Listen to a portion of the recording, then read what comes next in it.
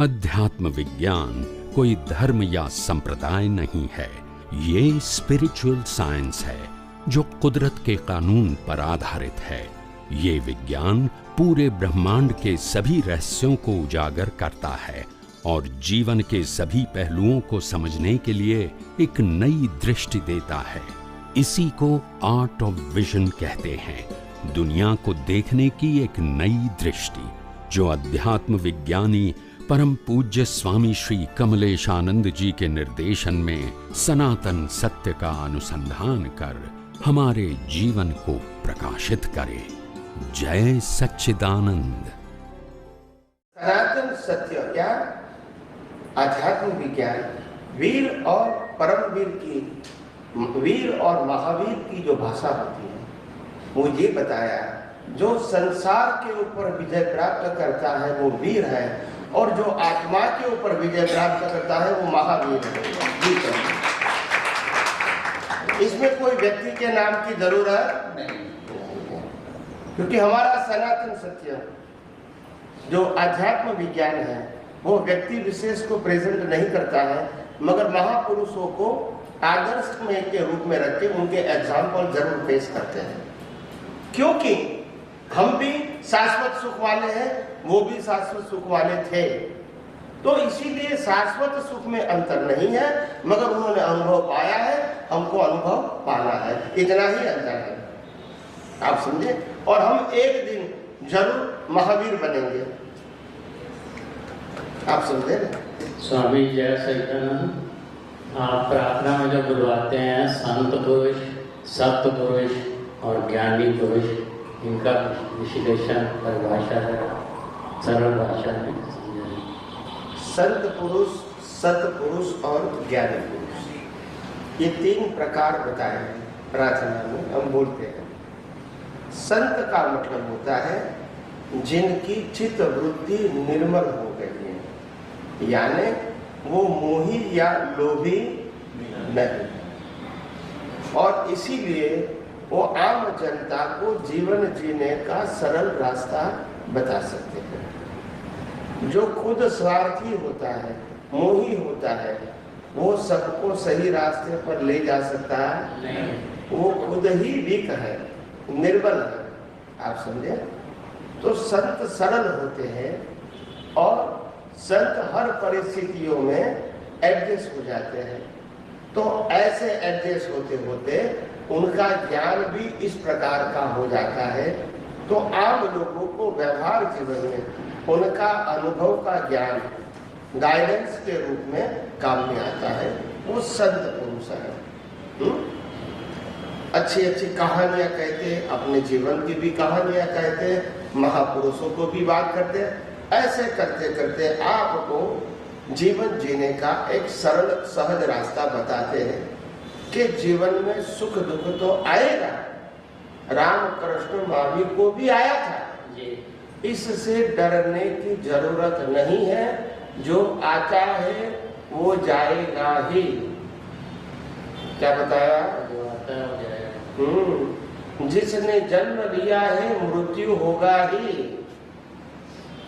जो पाया है वो छोड़ना पड़ेगा ही, इसमें ऑप्शन नहीं है। तो फिर क्यों तुम दुखी होते हो? ये तो कुदरत का क्रम है। ऐसे करके संत पुरुष आम जनता को सामाजिक लाइफ जीने के लिए मार्गदर्शन देते रहते हैं, और उनकी कोई बड़ी ख्वाहिश होती नहीं है, सरल जीवन होता है। ये सत्पुरुष, सत्पुरुष का मतलब होता है जिन्होंने आत्मा क्या है, शरीर क्या है और ये दुनिया क्या है, इसको जाना है, समझा है, अनुभव नहीं किया है, मगर जाना है, समझा है और अनुभव के मार्ग में धीरे धीरे आगे बढ़ रहे हैं। किसका अनुभव करने के लिए?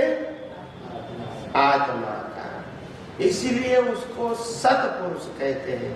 क्या कहते हैं? सत।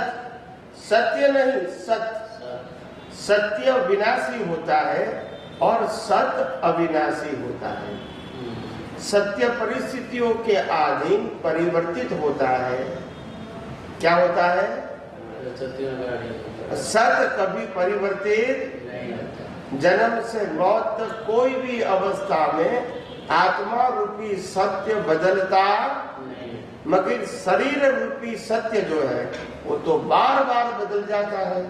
कभी युवानी, कभी बचपन, कभी बुढ़ापा, कभी स्वास्थ्य, कभी बीमारी, कभी बच्चा बनता है, फिर बाप बनता है, फिर हस्बैंड बनता है, फिर चाचा मामा बनता है। सत्य तो बदलता रहता है मगर सत्य कभी नहीं बदलता है। इसीलिए उसको जो सत्य की प्रतिष्ठा के लिए, सत्य की अनुभूति के लिए जी रहा है वो सत्य पुरुष है। और ज्ञानी पुरुष का मतलब है जिन्होंने ब्रह्मांड के रहस्य को जाना है दर्शन के रूप में, और आत्मा के बारे में भी इनको कोई संशय नहीं है।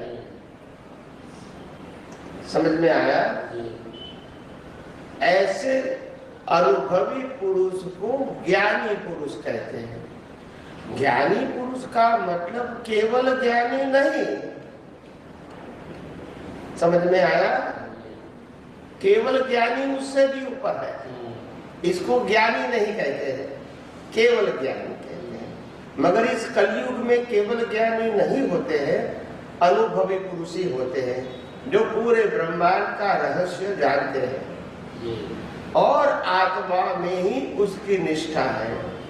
आत्मा के बारे में, उनकी क्वालिटी के बारे में, अस्तित्व के बारे में शंका नहीं है और हर समय उसकी जागृति आत्मा के साथ जुड़ी है और दुनिया सनातन सत्य की दृष्टि से वो देखते रहते हैं। ऐसे अनुभवी ज्ञानी पुरुष को ज्ञानी पुरुष कहते हैं। समझ में आया? संत पुरुष, सतपुरुष और ज्ञानी पुरुष। और इस दुनिया में ज्ञानी पुरुष दो प्रकार के हैं, एक शास्त्र ज्ञानी है, दूसरा अनुभव ज्ञानी है। शास्त्र ज्ञानी का मतलब है शास्त्र को पढ़ना, समझना और दूसरे को समझाना। समझ में आया? इसको शास्त्र ज्ञानी कहते हैं। मगर शास्त्र ज्ञानी का सभी वचन शास्त्र प्रमाण होता है, अनुभव प्रमाण नहीं होता है। शास्त्र प्रमाण होता है, अनुभव प्रमाण। और अनुभवी ज्ञानी का मतलब जो बोलते हैं वो अनुभव प्रमाण होता है, उससे शास्त्र बनते हैं। वो शास्त्र में से, जैसे रामकृष्ण महावीर शास्त्र में से नहीं बोले, उसके बाद शास्त्र, और आज लोग जो बोलते हैं वो शास्त्र में से बोलते हैं, अनुभव में से। तो समझ में आया? ज्ञानी पुरुष भी दो प्रकार के, शास्त्र ज्ञानी और अनुभवी ज्ञानी। परमानेंट सॉल्यूशन अनुभवी ज्ञानी पुरुष से है और नॉलेज के रूप में सॉल्यूशन शास्त्र ज्ञानी से है। शास्त्र ज्ञानी सभी इंफॉर्मेशन दे सकते हैं जो शास्त्र में लिखा है वो, मगर शास्त्र में नहीं लिखा है वो प्रश्न करोगे तो शास्त्र ज्ञानी नहीं देंगे, फिर अनुभवी के पास जाना पड़ेगा। समझ में आया? तो दोनों में सिंपल अंतर क्या है? सिंपल भाषा में समझने के लिए, शास्त्र ज्ञानी का मतलब होता है टीचर। टीचर समझते हैं? ये दुनिया में दो प्रकार है। विज्ञान को बताने वाले दो कैटेगरी के लोग हैं। एक साइंस का टीचर है, वो भी साइंस बताता है। दूसरा साइंटिस्ट है, वो भी साइंस बताता है। दोनों साइंस ही बताता है, मगर टीचर सिलेबस के मुताबिक पढ़ाता है।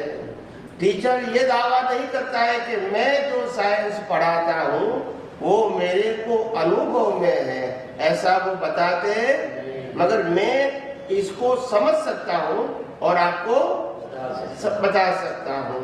अनुभव और जो साइंटिस्ट है वो भी साइंस की बात करते हैं, मगर इसको जो अनुभव आता है वो बताते हैं।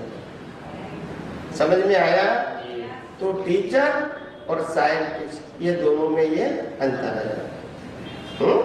पढ़ाते तो एक ही है, सब्जेक्ट दोनों का एक ही है, मगर ये अंतर